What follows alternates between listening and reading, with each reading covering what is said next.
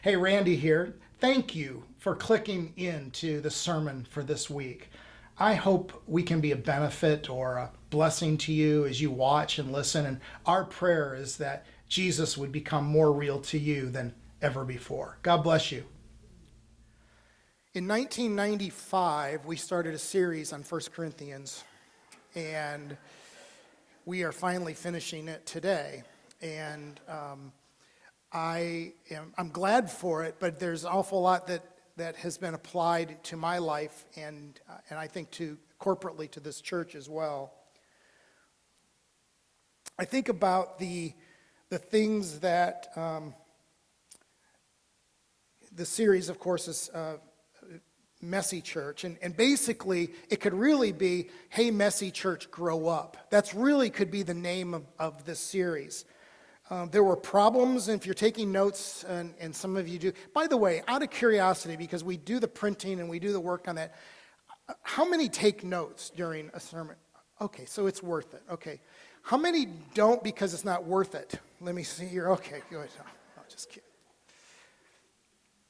So if we were to summarize 1 Corinthians, and it's pretty easy to do. If you've read it over as many times as I have in the last few weeks, you'd know that he's talking to the church in Corinth, right outside of Athens. Some of you have been there. And first of all, he's talking about all their problems and disorders, and they were just a crazy bunch of people.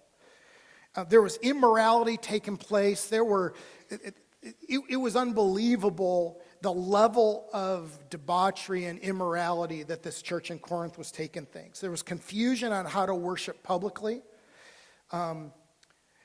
They were having a difficult time understanding their gifts. In fact, some of the people didn't like their gifts. And so he was saying, you got to not only use your gifts, but you got to like and appreciate your gifts, because God's given you a special gift to be used, because we need you to do that for the church body. And so not only use it, but embrace it. And there were those that were seeing all these other more flashy gifts, and they're like, we want to do those instead. He's saying, no, find out what your gift is and use it. And at the end, consider the 13th chapter, he says, at the end of the day, just love. And then you look at the beginning of chapter 16 of 1 Corinthians, and if you brought the text or if you are using your phone, either way, 1 Corinthians chapter 16, we see that Paul starts off talking about collecting money. Isn't it interesting that he waits to the very end of the letter to talk about money? Apparently money wasn't a real hot topic back then either. And so at the end of this book, he's saying, okay, listen, your brothers and sisters, those that are following Jesus in Rome or in Jerusalem, are being persecuted by the Romans. So they don't have jobs. They're not letting them work, and they don't even have money for food. And so as a church, a Corinthian church that had lots of money, they were very prosperous and affluent, many of them were, because business was really, really good. If you've been to Corinth, you know that right now it is probably 15 miles away from the Mediterranean Sea, but that's not the case back then. Back then, the ocean worked its way right up to the coast, and it was a port. It's hard to see that now if you've ever been there, because it's in the middle of the desert. But at the time, this was the place to stop, and there was money everywhere. And so he waits to the end, he's going, guys, listen, your brothers and sisters in Jerusalem are being tortured for their faith. In fact, we know that was, about 66 AD? We know in 70, Rome finally did it. They conquered Jerusalem, and they flattened it. If you've been to Jerusalem in our lifetime, you're not seeing the same Jerusalem as Jesus did. Now, many of the walls are still there, and there's certain things that the archaeologists will say, yes, this is the same one. But most of it, like the eastern wall, is not the same. The eastern gate is not the same eastern gate. It's below. Because in 70, it was flattened. But before that, Paul was saying, this isn't good. You guys have all this money, they have none. Take up a collection and start sharing it. And so he goes on, and we come to verse 13 and 14. Up until this point, much of 1 Corinthians, the first letter to the Corinthian church, is more corporate in mind, meaning when he speaks, he's speaking, occasionally he'll touch on something that maybe applies to one or two, but generally speaking, it was a message to the church as a whole. And suddenly he switches gears in verse 13, chapter 16. And I don't understand exactly why. I've read and I've researched, and I couldn't really figure out why it is that he took this a quick shift and said, okay, now I want to talk to you personally. And so right now, just know this, that the rest of this sermon is directed to you as a person, not as a couple, not as a family, not as a small group leader, not as a volunteer, not as someone who works in the marketplace. This is for you and your soul. Just know that. And he comes to this passage, and with it, he unfolds 4 or 5 of the most powerful, I was going to say pieces of advice, but it's not. Principles to live on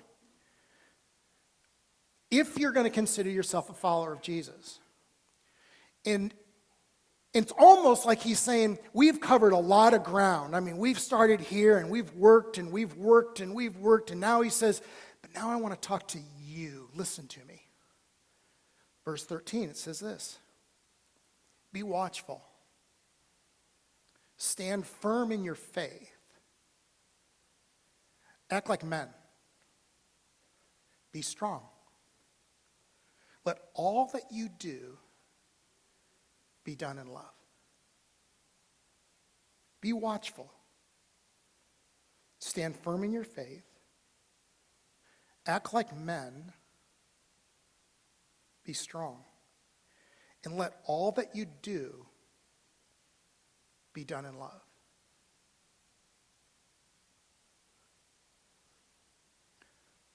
Just like so much of the scriptures, you think to yourself, how can so much truth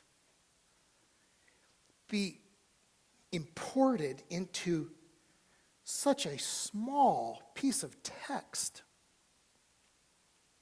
In fact, the Message, which you know I kind of like to go to, I often go there to start, to kind of get a more of a language for us. It says this, keep your eyes open, hold tight to your convictions, give it all you've got, be resolute, and love without stopping.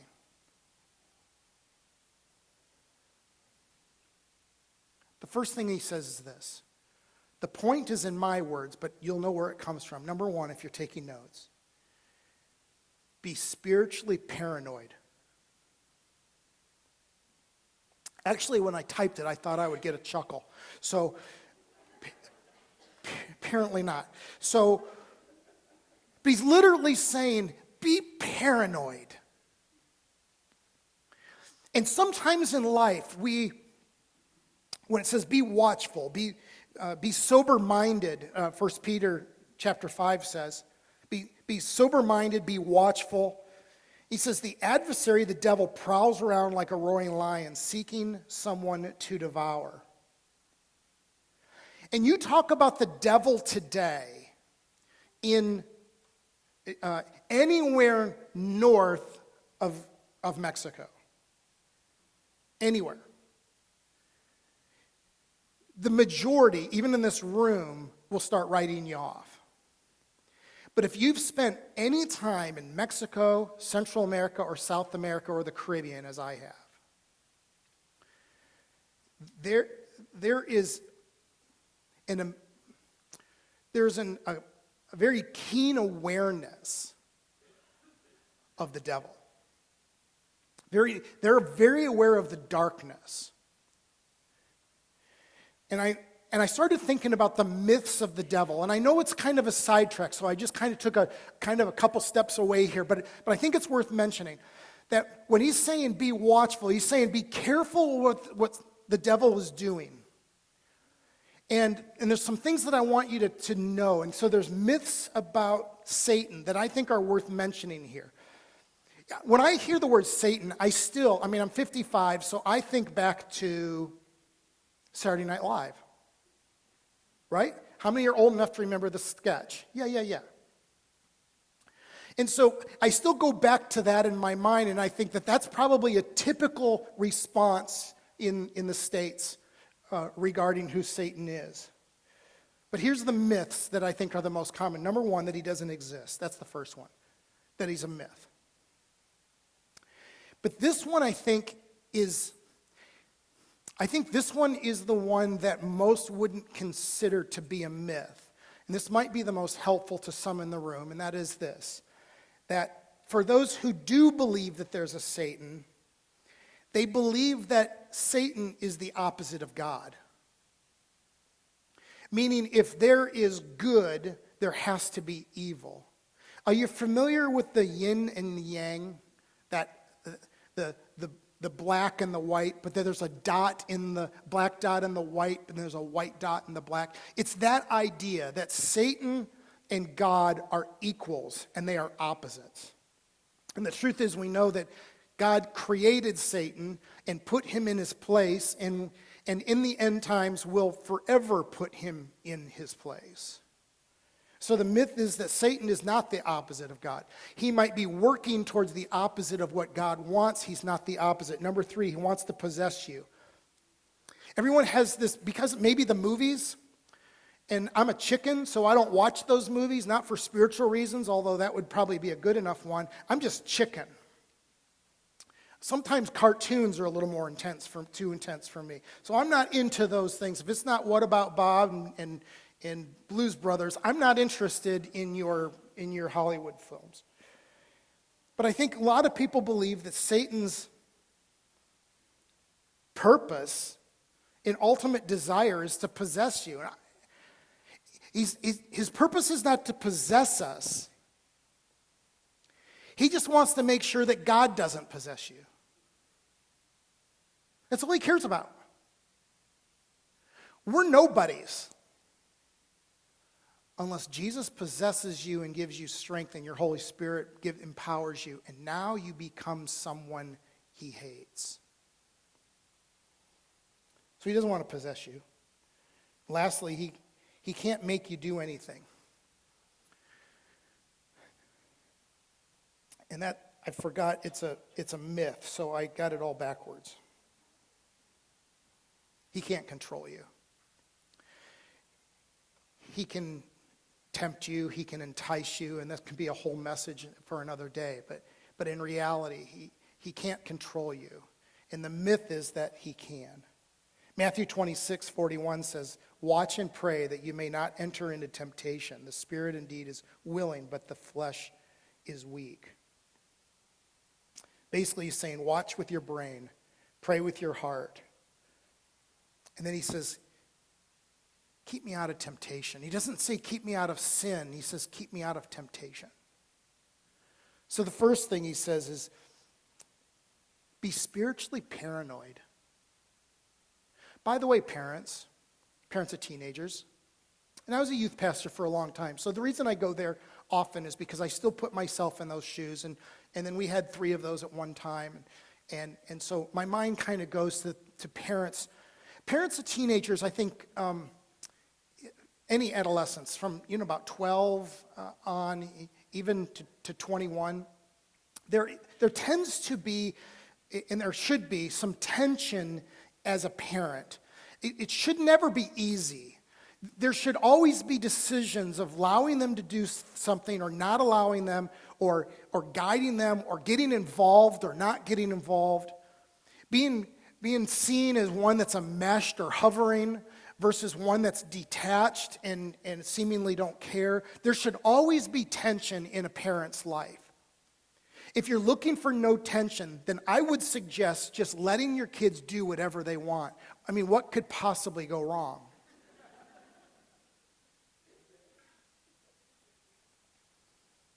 And when I think of a parent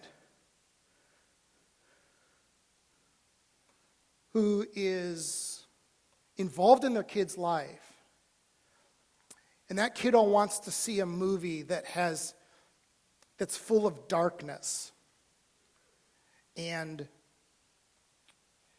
there's an evil presence within it, and you can even see it in the trailer. I think it's worth, as a parent, being seen as old fuddy-duddy to your kiddos and their friends if you're spiritually paranoid. In fact, I'll say this. If you don't occasionally come across as a parent who is seen as an old fuddy-duddy in protecting your kid and being spiritually paranoid, you're probably not drawing a thick enough line. There has to be tension.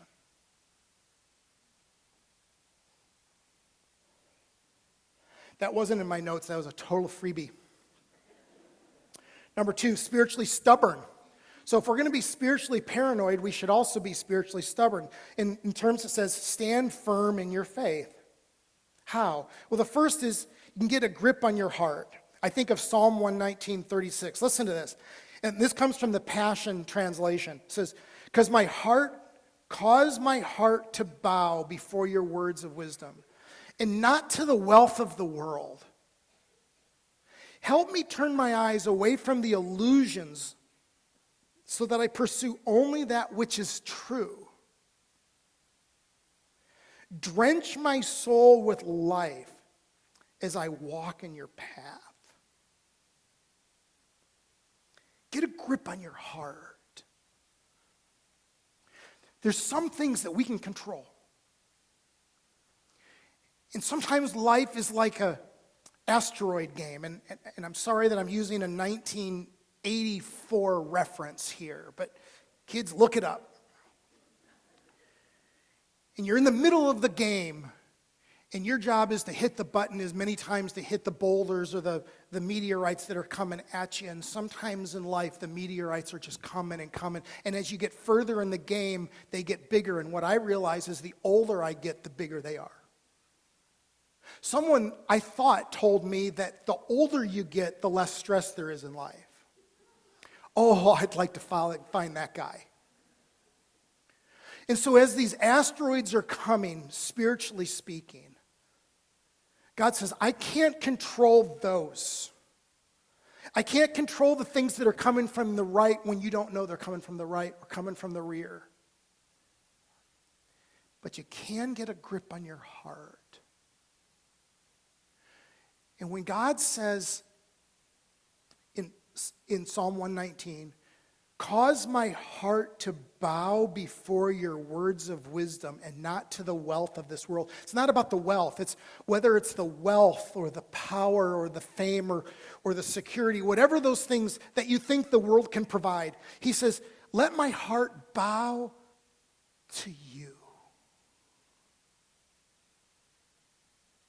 Let me just stop and just say, I don't know the asteroids in your life.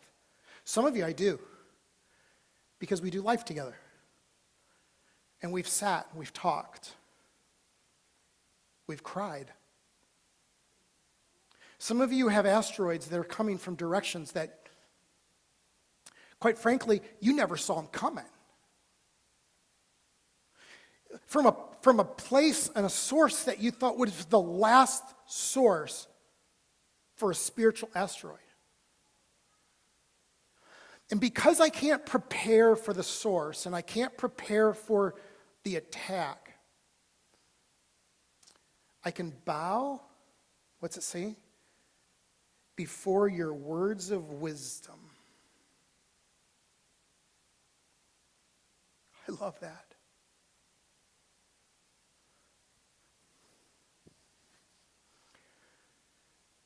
For those in this room who your hearts are just being wrenched, and you hold on to the things in your life with just stubborn, relentless grip, God invites you to let him go. And he says, just bow to my wisdom. And oftentimes in my life where there's stress and there's tension, it's because I want life on my terms. And sometimes, if God's sarcastic, and I believe he probably is because I think it's a spiritual gift, I think at times he says to us, oh, you want it on your terms. That's stupid. And you go, what? Yeah, that whole life on your terms thing, that one, yeah, stupid. How about you give me the control? So get a grip on your heart. Number 2, focus your eyes on Jesus. Hebrews 12, one of my favorite verses, fixing my eyes on Jesus, the pioneer and the perfecter of faith. And then I think about linking arms and hearts with other Christ followers. 1 Thessalonians 5, therefore encourage one another and build one another up, just as you're doing, he says to the church in Thessalonica. He says, just like you're doing it, keep doing it. Paul, I think about momentum this Thursday, right? Wednesday? Thursday. And it's the holiday. And we have folks in this community and around, Paul, correct me if I'm wrong, who are finding themselves single right now or separated, and a year ago wouldn't have. Yeah, you're nodding, so I guess I'm right. And they sit at home and they are alone. And I know the energy it is to come out to that on Thursday night. What time is it? At Caras still? Oh, at our church office, okay. So 7 o'clock. I know it takes a lot of energy for someone who's separated and all the other things, the meteorites that are coming at them. But for every ounce that it takes to get to momentum Thursday, you're going to get 20 pounds in return. And if I could tell you, if you gave me $10 and I could turn it into 100 in a day, how many of you wouldn't take me up on that one? So that whole team, it's not just Paul, there's a lot, but Paul's kind of our point man. I love the fact that for those that are trying to figure out what that looks like and feels like in this new normal, there's a group that's waiting for you.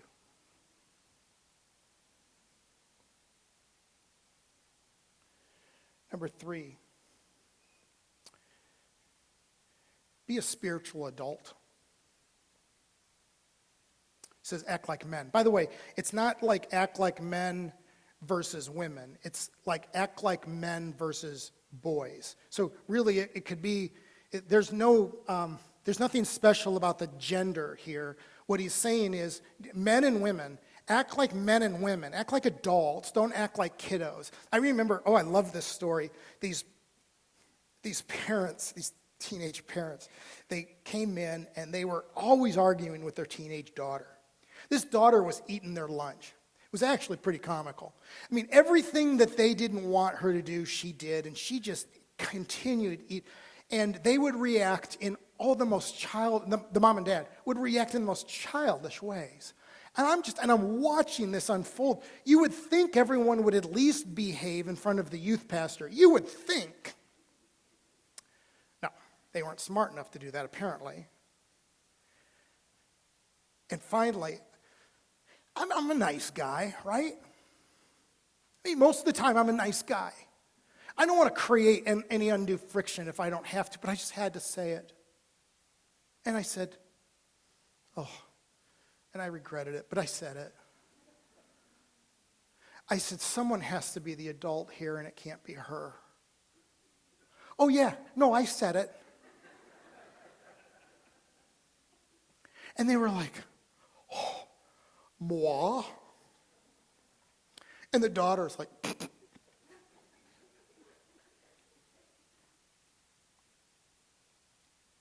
Paul's saying, be the adult, for crying out loud. I beg you.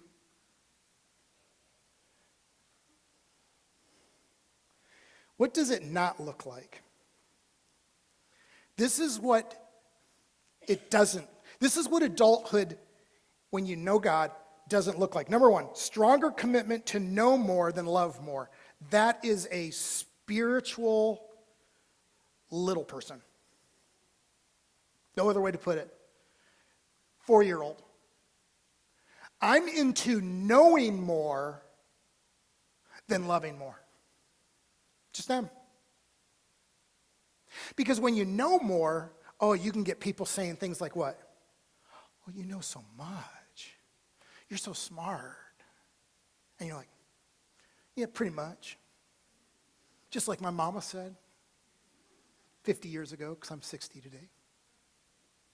Number two, stronger commitment to be right versus being loving. Oh, I hate this one. So I'm going to be right. Oh, that's great. You're going to be right, but you're going to lose your relationship with your friends or your adult kids or whatever. If that's worth it to you, that's being a spiritual child. Number three, stronger commitment to be seen doing good things versus actually doing good things.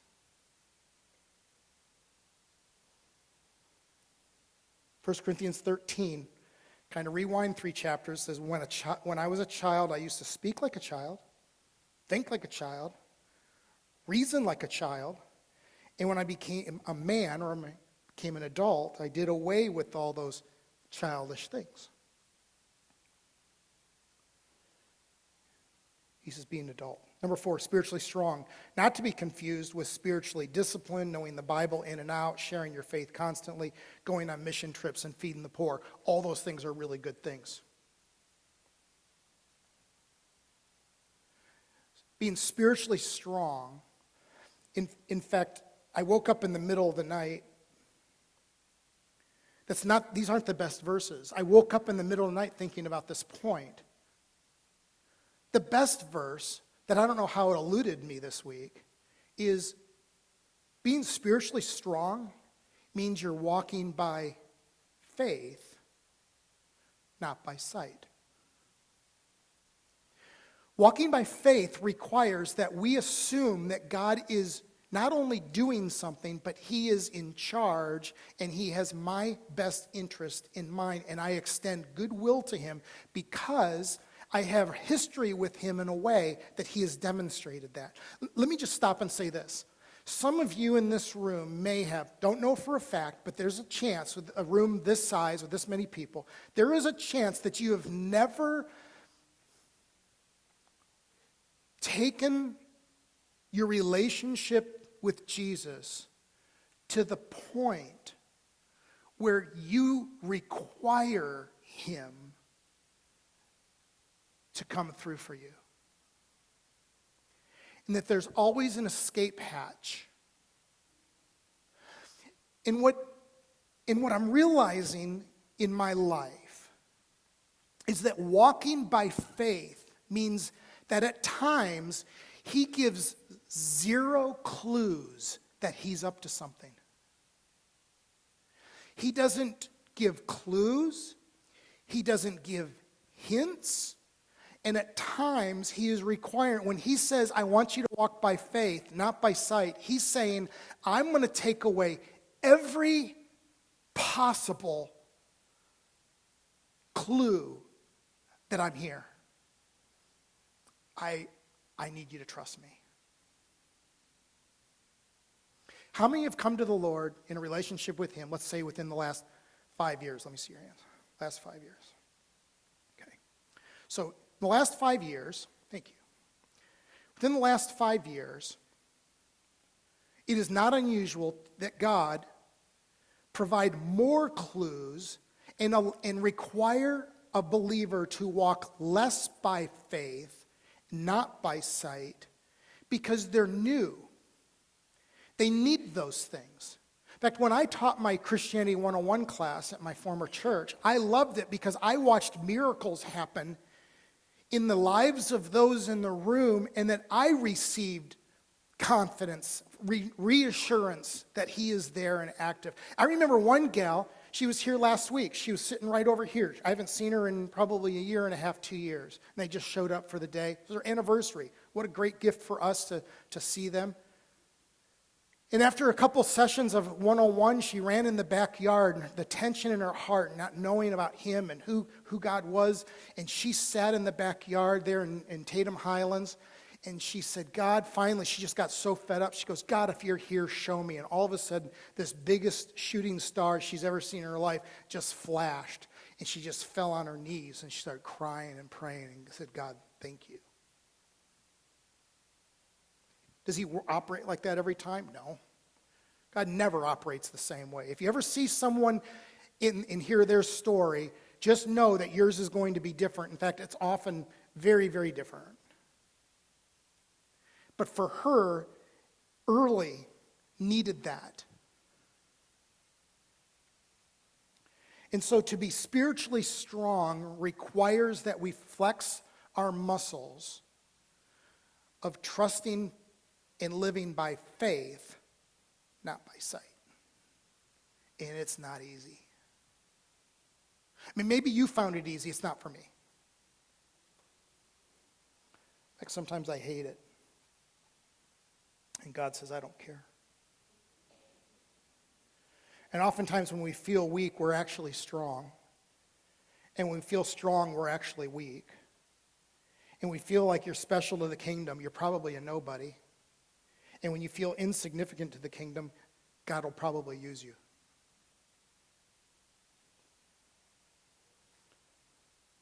Last point, number 5. Love. It's like the great Christian group, the Beatles. All we need is love. And he shifts. Paul shifts from this military language, and he's saying, be strong. Be a man of conviction. Be a man. Conquer the hill. And then he says, and he drops this one. Oh, and by the way, it's all about love. Love God. Love each other. Love your neighbor. Love your enemy. And then I think about 1 John chapter 4, verse 19. Actually, you can sum up the entire letter, every sermon in the series, with we love because he loves us. Do you realize that I don't do what I do because I love him? I don't. I do what I do because he loves me. Because if we were depending on me loving him, I would be selling Hondas. Or maybe Maseratis, because I think there's more money in Maserati. But I wouldn't be doing this. And you wouldn't be taking Jesus where you are taking him. And wherever you are, wherever you go, whoever you know, whoever you see, you wouldn't do it either. Because your love is frail and fragile and fickle like a junior high girl. And God says, I'm going to love you no matter. I just think this whole series has to do more with love than anything else.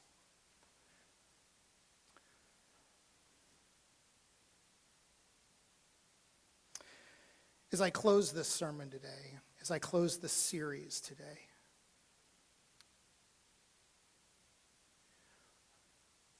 make one closing comment. In fact, Curbs, if you want to come on, start making your way up in the band, whatever, I'd be glad to have you guys, wherever you guys are. Let me just say this. Sermons don't make us strong. Great worship music doesn't make us strong.